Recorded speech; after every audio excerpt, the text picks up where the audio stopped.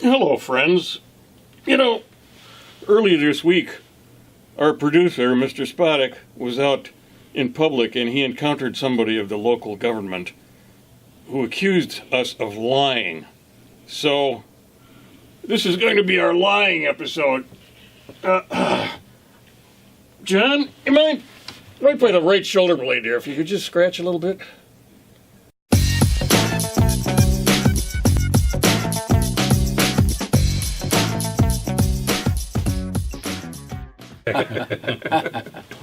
Well, here we are, friends. Talking Racine is back, and you're maybe wondering, where were we yesterday? Well, yesterday was Labor Day. Actually, tomorrow will be Labor Day, but as we film this, and as you watch it, yesterday was Labor Day. So this is being released on Tuesday. We've got Mr. George Myers here. Welcome, George. Mr. Jim Spodek, our producer, director, and a special guest returning for the second time, Mayor John Dickert. I'm Dr. Ken Yorgan, your host. Now, the last time the mayor was with us, we spoke about his 10-year plan a little bit. Tonight, we're going to go over some of the legal entanglements that ensued during the course of his tenure as mayor, some of which you may remember, some of which you may wish you could forget. So the lying episode is not going to be about us lying.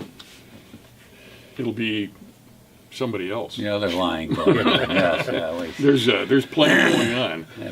So why don't we pass around? Yep. Yeah, plenty to pass.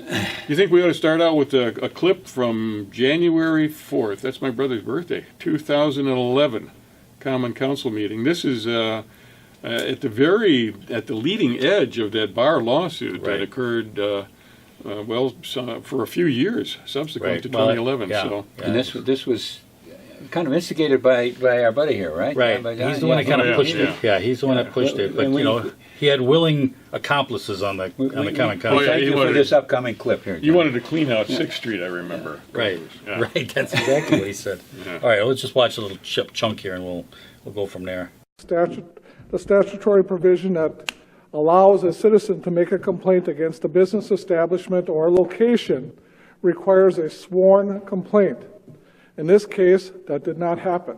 The testimony is clear that the citizen witness did not swear to the complaint. There being no sworn statement and there being no affirmation, I'm concerned about the city facing very costly litigation that I believe we have a substantial chance of losing, and not put the city in jeopardy of $30,000, $40,000, $50,000 worth of possible litigation, which is completely avoidable.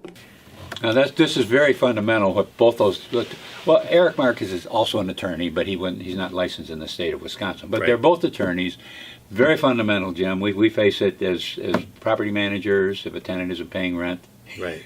You don't start a lawsuit without somebody going up and saying, I swear this is all true and correct to the best of my belief and knowledge. Somebody's got to say that. Exactly. Yeah. To go up and just raise their right hand. And you got to swear under penalties of perjury that it's true. And in this instance, somebody submitted a statement who happens to be the chief of police, but it wasn't a signed, sworn statement. No, just right. And so, Mr. we don't even know Marcus, if it was his statement. You enter a statement. You don't go up there and tell the clerk something. Yeah. There's something written that's submitted, and if it's not signed and sworn, who knows what it is? So Alderman Marcus was cautioning the city council that this is not a good idea, you guys. Right. This could end up costing us a lot of money. And in this particular instance, that was Vince Bobbitt, who was the attorney, came to to speak as a public to basically say, hey, you guys messed up. And I remember it because I even said to him, you're telling them what they did wrong. He goes, they won't fix it. They're too arrogant. And I thought, I was shocked at the time, Yeah. Now we're going to get to see how wise and wonderful some of our councilmen are. This was the beginning of a major lawsuit, and this is the attitude that was on the Common Council that spurred on a huge lawsuit that spun out into multiple different directions. Which could have been a lot bigger. And we get into that. Yeah, it ain't over yet. Well, we'll just see what. Now, this is the accompanying. Now, this is more discussion about whether we needed this signed statement. Right. Yeah. Tonight, and I'm going to be voting no to deferral. Let's make our choice tonight. There's two types of problems you can have with a complaint. you can have a technical problem or a fundamental defect. Fundamental defect basically eliminates it and makes it you can't use it. Technical is just technical. It lets you proceed. As far as what I've, in consultation with the city attorney and reading through these things, I'm satisfied that the police chief gave us a true complaint. It'll cost us $5,000, I don't know, to represent ourselves if there's an injunction, but I know it'll cost another, I don't know, maybe 8 or 10 for a whole nother hearing. The 3 attorneys in this room that have been a part of this case, that are licensed to practice law in the state of Wisconsin. The city attorney, the attorney that represented the city in this case, and the defense attorney. 2 out of the 3 of them disagree that this one sworn issue is enough to keep this thing from going forward. And 2 out of the 3 of them say the appeals court will make a decision. And it's likely that the worst case scenario is that the appeals court will send it back to the city and say, try it again. Worst case. Problem there is the math don't work. He's talking about the 3 attorneys. Then the 4th attorney, who was not licensed in the state of Wisconsin, but who was a sharp attorney, was Eric Marcus, the alderman. The 5th attorney present was Mr. Bobbitt, Well, the attorney representing they the plaintiffs. Right, but he did bring him up. But it came down to like 2 out of 5. Yeah. Well, the defense attorney was Bobby. Right. Yeah. But the thing is, you don't add up attorneys and have a vote. You go with what's right and what's wrong. And what Alderman Helding said about fundamental problem, yeah, it's very fundamental that you have a sworn statement. This, It's not this a is where, technicality. and this is how important it is to have aldermen that understand what's going on out there, Or at least be In a willing to real- listen. Yeah, or say, let's just wait till we get more information. We're going to go ahead no matter what. Unless our friend John, were you influencing that? Did you tell him to let it It's go ahead? exactly what happened. That's exactly what happened. Well, Yeah, John, you did. we know darn well what you did. You And told he him was to make it go through, John. Exactly.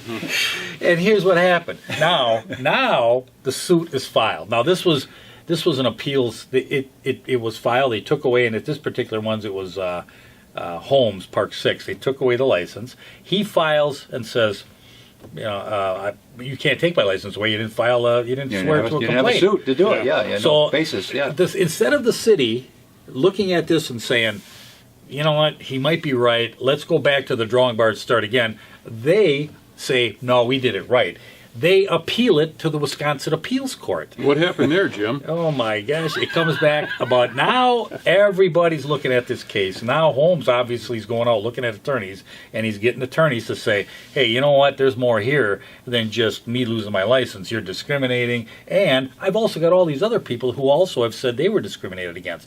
Now the attorneys are really bearing down, and of course the appeals comes back and says, City of Racine, you blew it. Give this man back his license. Fundamental issue. You mentioned they published it because it was so stupid. They said, how ridiculous is it going to get? We gotta put this in and a when book it's where published, people can it read means it. it goes in a special book that when anybody wants to know, use it as case law. You go look at it and it's part of Right. case law. Yeah, Right. yeah. I mean, that's how bad. This is how bad that legal department was. The city legal department. So we'll just move on now. This is the actual case Breaking news coming up here. that now. Oh, by the way, it's I want to thank you, John, for getting something published into the legal journal. Yeah, if it wasn't That for was you, very- John, that we- was good. Yeah, Yeah, You made law, dude. Yeah. News from Racine now, and a federal lawsuit claims Racine's mayor and other city officials exchanged emails with racially charged language. Carol and Mike, these are dozens of new documents that claim the mayor of Racine and other city leaders used racial slurs and derogatory comments when referring to people in this community. Now, the documents claim there are email correspondences among the city leaders to prove it. These documents are part of a lawsuit that accuses Mayor John Dickert of targeting and discriminating against minority-owned businesses. The lawsuit was filed last year. I just got done speaking to the mayor here at City Hall. He says there is absolutely no truth to these claims. He believes this is all political since he's up for re-election in April. And I think it's disgusting and despicable. I really do. The mayor tells me that people behind this lawsuit should be embarrassed. I did put in a call to the attorneys who filed the lawsuit, but have not heard back yet.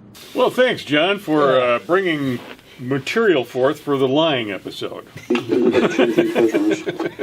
You look a lot better today, John, than you did in that picture. Was that a little stressful during that But picture? here's what happens, John. Because of this started out at this level, and then it got to a federal lawsuit, and then they started to really dig in.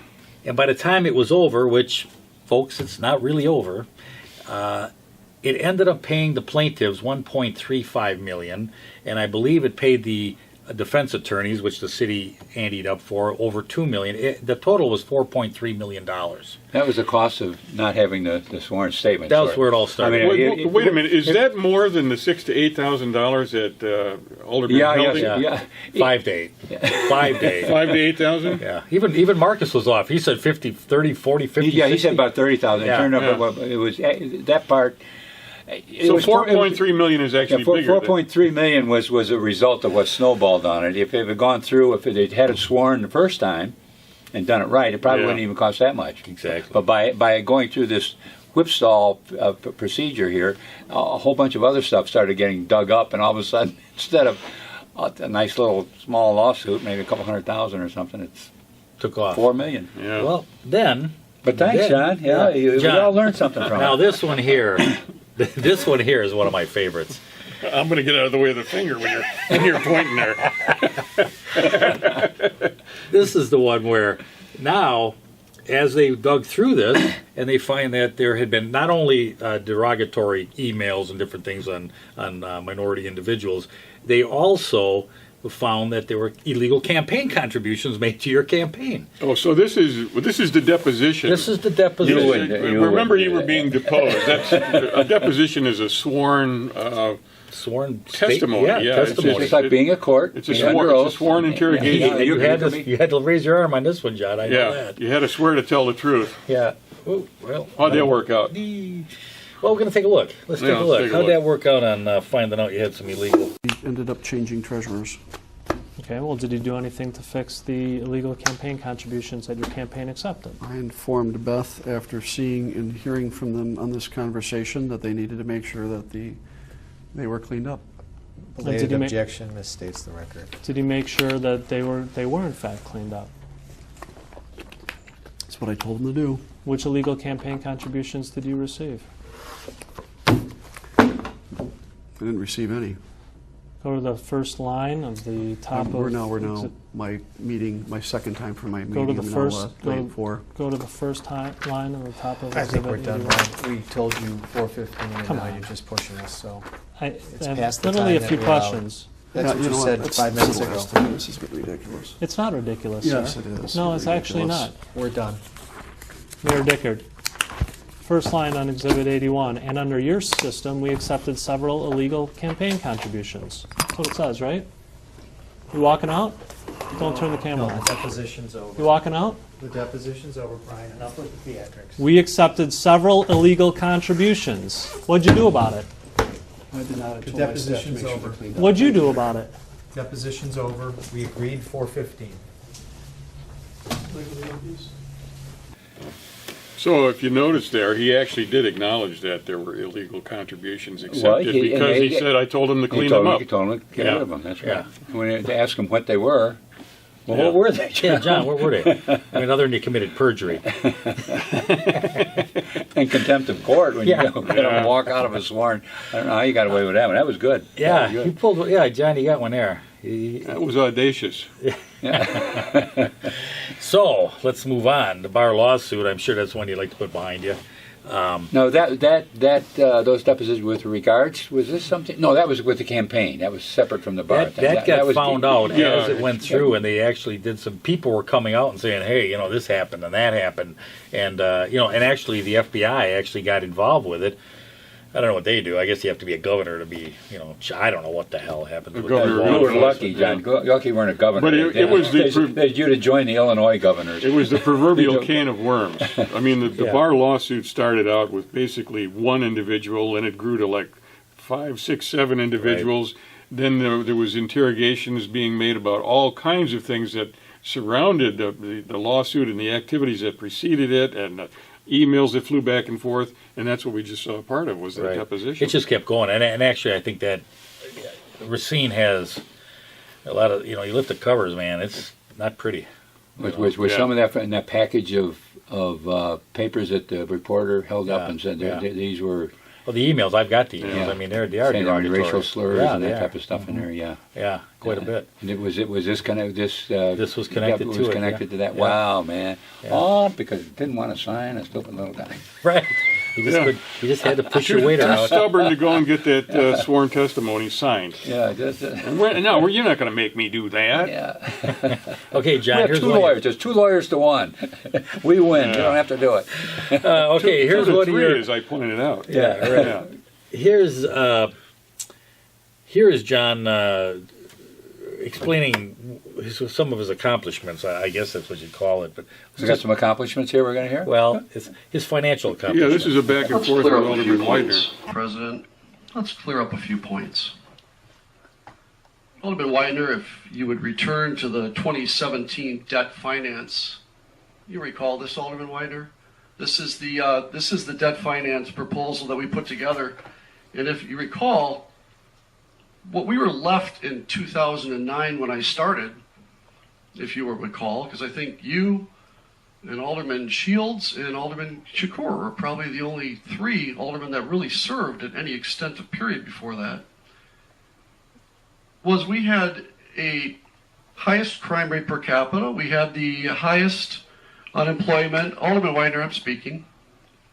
We had the highest unemployment, the highest crime rate, the highest poverty, the highest infant mortality, and our budget was in trouble, and our debt service to our TIF districts was underwater.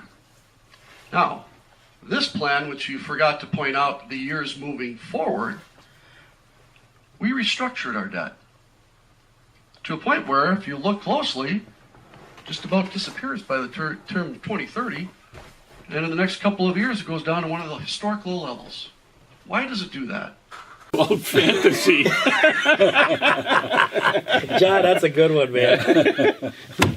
We said it's going down, therefore it will. Yeah, that's enough. Yeah, hold the chart up. Oh, yeah, it's going down. It's proof. Okay. By All right. 2030, here we are. Here it is. Drew the lines myself. Let's see they go down. Right. If we take a look here, in 2009, we just happened to bring up the pie, John. It's kind of hard. Yeah. Sometimes the numbers, you just got to look at numbers. Pie's good. Debt service was 19 cents on every dollar went to debt. In 2009, we just explained we were given all these terrible things in 2009. Yeah. Now let's go to 2017. 8 years later, went from 17 to, what was that figure there? 32. 32. That's what I thought I saw. That's. So John, you went I'm from not 19 good with math. 19 is smaller than 32, right? I had trouble with that few So you almost $1,000 doubled and the $1 million. debt. You've almost doubled the debt. And Well, how the did- debt service has been The debt almost service. double. Yeah, the Yeah. debt service is almost double, but the debt's going down to 0 yeah, In 2030. yeah, in 2030. But I'm out of here by 2030. Yeah. But I set you guys up on the right course. It's just the amount of BS over 8 years is, when I go through this to try to put a program together, it's staggering. It just went from one to the next to the next to the You have next. to keep all the rags and water around because there's so much stuff accumulating. I'm glad I'm not the producer, aren't you, George? Oh, my God, This part I here could is do way months. easier. Yeah, it's months. But one of the reasons that we got into a financial pickle is because of Machinery Row and some of these projects that you bought, John. John, you bought a bunch of junk. George, you buy junk, you got trouble. Yeah, no more, John. I don't know what to tell you. But, you are very consistent at it, and taking a project and turning it into trash. I will say that's what. I'll say that He's consistent. Yes, Yeah. that's actually. I No, would say no break in the continuity. I don't think there was one success. I don't think there was one. Honestly, I couldn't find a success. Well, our missing partner, Mr. Lumpkin, would argue with you. There's that gas station over on Washington Avenue. Okay, well, that was probably. But that was a private development. Yeah, if they call that your success. we leave the best for bad. Yeah. All those other things. Pride and joy. They were you know. chump change. Yeah, compared to This This is is a going to add them all potential- together and get into this one. Yeah, this has got John, this is your baby. The acknowledged potential of $60 million. Yeah, 60, and that's in pure debt too. Yeah. Nothing. Don't have to worry Yeah. about any investments. Yeah. Nothing. It's just right straight out. No of, Rodney Blackwells, no, Right out of the no bond- VA at bond the market, Ajax man. Yeah, building, you none of this. just- Got to deal with people at all. I'm just going to take it and I'm going to build it. Yep. We're just going to borrow money. And Yeah. there are people that have been around these kinds of projects who say you can't do that for $125 million. Yeah. You ain't going to get by with 60. You can 125 is like baseline. Well, you know, we've talked about that as far as the amount of debt we have already, we're carrying already, and then to add this it's bankrupt time, you know. Yeah, it's frightening. John It really looks is. good though. I mean, Yeah, I think doesn't bother he likes this type of stuff. Yeah. Well, yeah, this could be the champion failure of all. The Oh, my arena. gosh. Oh, marvelous! What a thing. Yeah. All right, John, let's see what else we got. Okay, the Indian Mound. The infamous Indian Mound. Yeah. So you had I don't know how to put this. Well, I think in fairness, we've kind of alluded to the fact that John has made some big dramatic mistakes, but this is a relatively small one. He's perfectly capable of that too. Yeah. And by small, I mean financially. In terms of the impact that it had on the local Native Americans, pretty dramatic. Yeah. But Yeah, we're gonna dig up financially, your kind of ancestors. chump change. Yeah. We're going to dig up your ancestors so we can sell off a little chunk of land to your friends. It's amazing to me that that you really are actually going to go through this. Not only are you going to go do it, you're going to push hard to do it and make it everyone else's problem. The cemetery commission, the alderman that stands up against it, and of course the Indians who are objecting to the fact that you're digging up my ancestors. Or at least, well, a violation of a treaty of 150 years at least. So that this is a true attack on history, a historic change here. We're going to just obliterate this little part of he their doesn't line go and into their anything history. in a small way either. No. I mean, he's insistent when he gets his mind set on something. He pushes hard.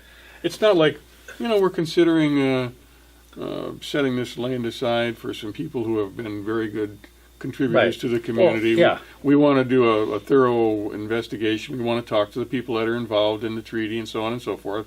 Find out if it's possible to do this, and if it is, we'd like to come up with a plan for getting it done because these are nice people and we'd like to do them a favor.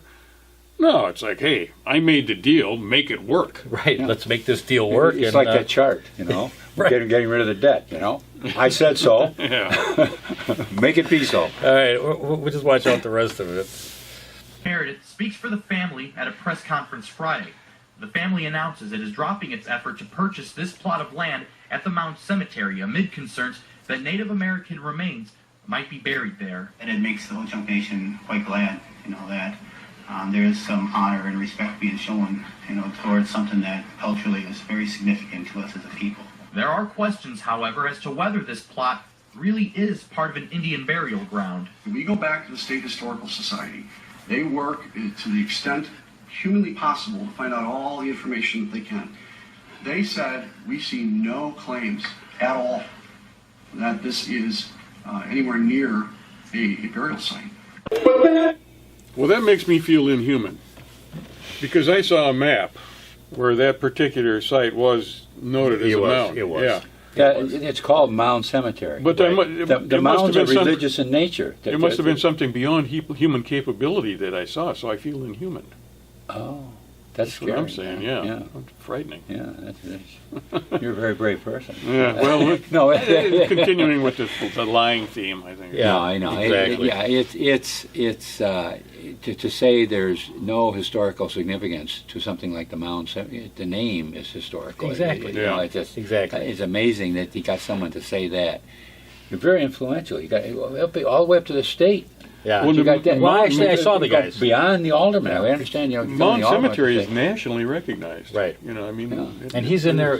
Actually fighting with this cemetery commission and the guy that ran the cemetery. I mean, they're like, this is almost impossible to believe, but what they wanted to do, and it's not impossible for John. It really isn't. You think it's absurd? Not in John's book. Hey. Well, I guess we're going to continue on with the are. theme of funerals. This is a clip from the funeral service for Mark Gates. Right.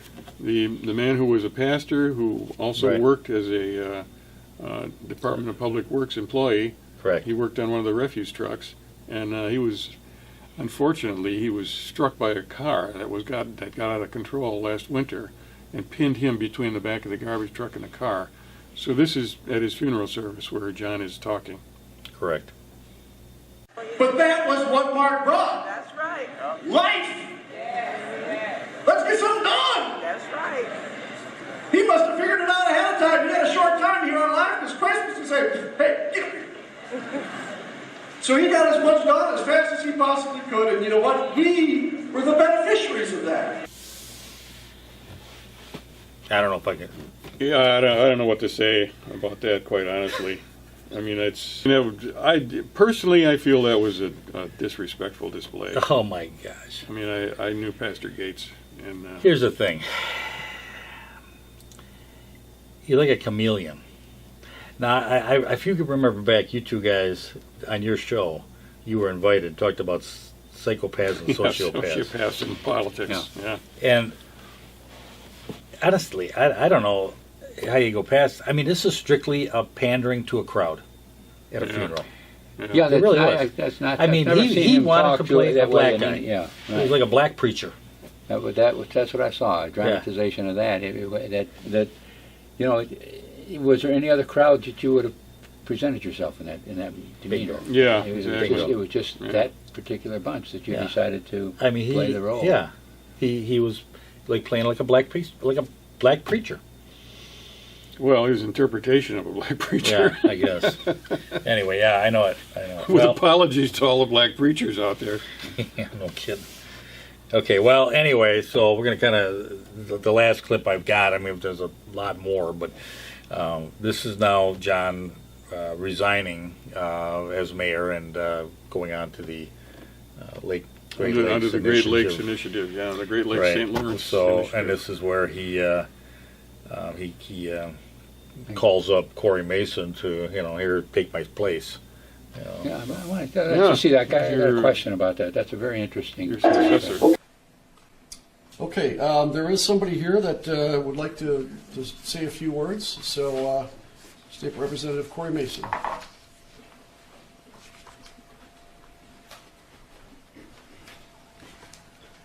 Well, good morning, everyone, and thank you to John Dickert for his service and tenure as mayor of the City of Racine.